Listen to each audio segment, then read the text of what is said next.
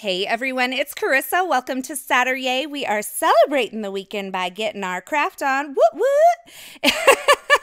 And today we're going to take a look at the Distress Oxide inks.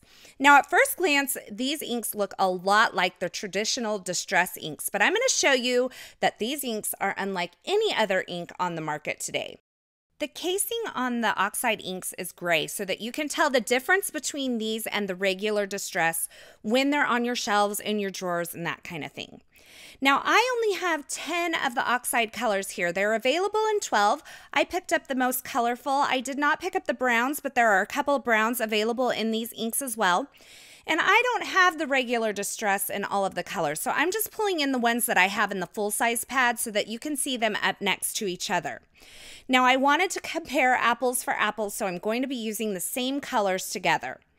Now, when I pull off the lids of these spice marmalades, you're going to see that the pad of these ink pads is the same linen pad that is in the regular Distress inks. And by the way, I'm going to call them regular and Oxide because I can't say traditional over and over again without stumbling over my words. So you can see here, because these Oxide inks are a dye pigment fusion, the color appears to be more vibrant on the pad.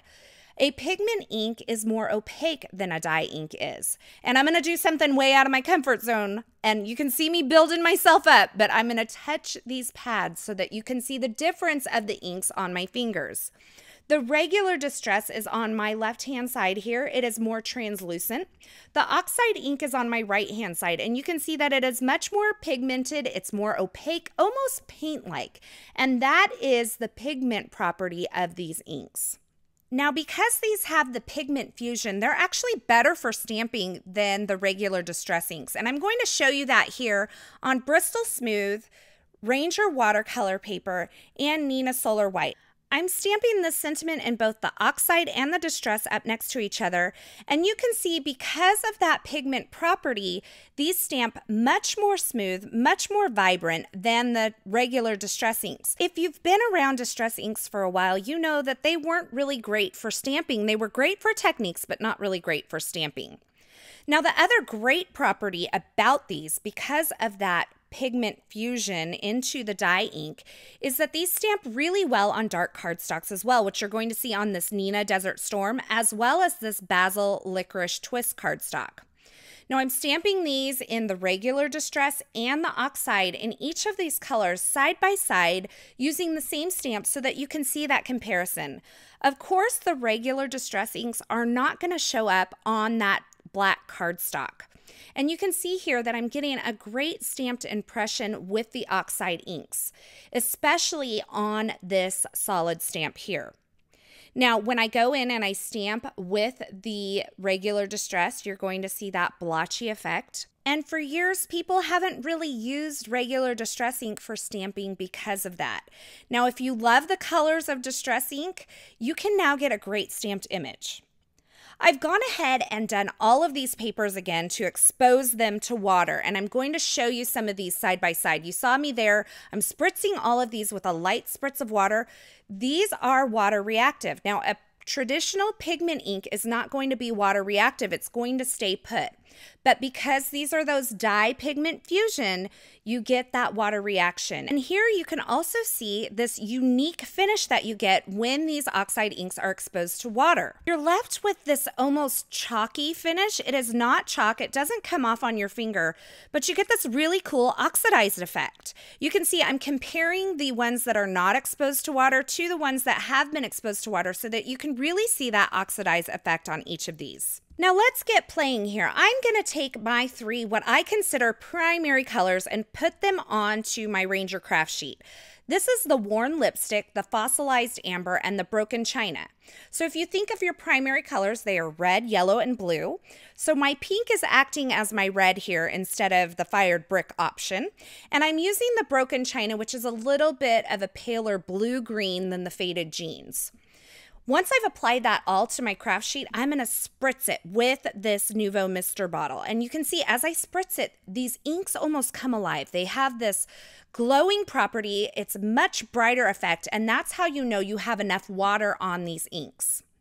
Now I've gone ahead and taken some Ranger watercolor cardstock and just smushed it onto my craft mat where that ink was. And now I'm taking my heat tool and I'm drying this piece of cardstock. You can see here I'll add some more water in places where I want the ink to move a little bit more. I'll smush it back onto my craft mat where I want to pick up more color. And I'm just kind of working with this piece of cardstock. Now in this instance, I could go back in and add more color to my craft mat and smush this again. Because of the pigment properties, it's not going to create that muddy effect that regular distress ink will. Instead, it will layer on top. But because I'm a control freak, I decided to go ahead and blend more color on. So to help those secondary colors appear more vibrant, I've gone in with the spice marmalade and the cracked pistachio and blended those on so that I got more of that orange and green blend there. I also blended on some more broken china and worn lipstick along the edges where I didn't have the coverage that I wanted. And now I'm taking some large water droplets on my hand and dropping it onto the background.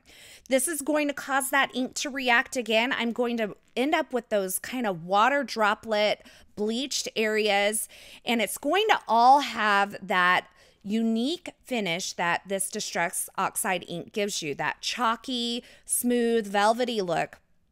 And I continued to go in, add more color with blending, spritz it a little bit more until I was happy with my background.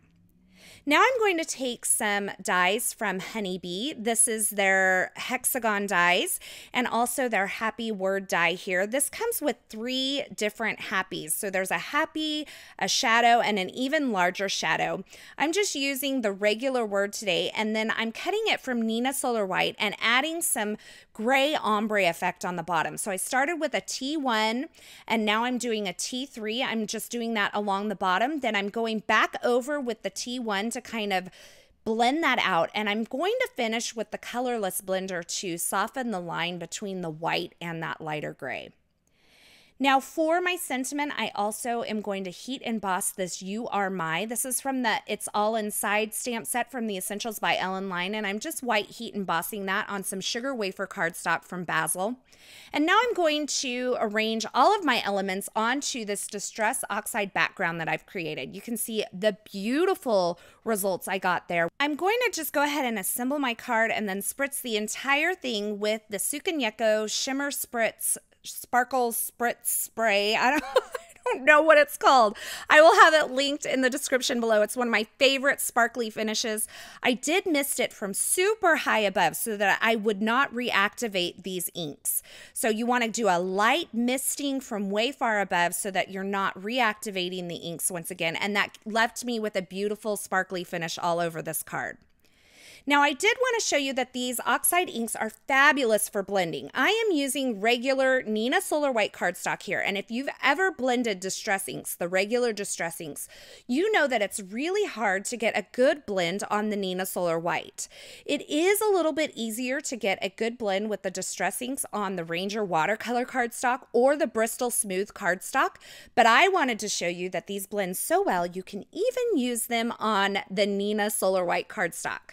So I'm only using what I'm calling my primary colors. I'm using the worn lipstick, the fossilized amber, and the broken china to create this rainbow background. And I will go in with a little bit of the wilted violet on the bottom just to bring in some of that purple color. Now, while I blend these colors, I wanted to talk to you about a couple more things that I love about these Oxide inks. Because they are a pigment ink, or they have that pigment ink property along with the dye ink property, they're going to stay wet a little bit longer, which means you can emboss with these inks. Super cool, right? Because they have that dye-based property, you can watercolor with these as well, and you're going to end up with that really cool chalk-like finish. So this really opens the door on distress inks here, makes so many more techniques possible with the same ink pads. But just keep in mind, you're not going to have that same finish that you're going to have with the regular distress inks. You're going to end up with that really cool chalky finish on these inks when they're exposed to water. Now, as always, I will have more information for you over at the Coordinating Classroom blog post, so be sure you go over there to check that out. I'll have all the reasons why I love these Oxide inks. There'll be more still shots and links to all the products that I used in these projects. I will have links to the featured products in the description at YouTube, so be sure and check that out. I hope you've enjoyed this look at the Oxide inks today. As always, thanks for watching. If you enjoyed this video, be sure to give it a thumbs up and don't forget to subscribe to our channel so you won't miss any of our video tutorials. As always, thanks for stopping by, and until next time, I hope you have a fabulous day.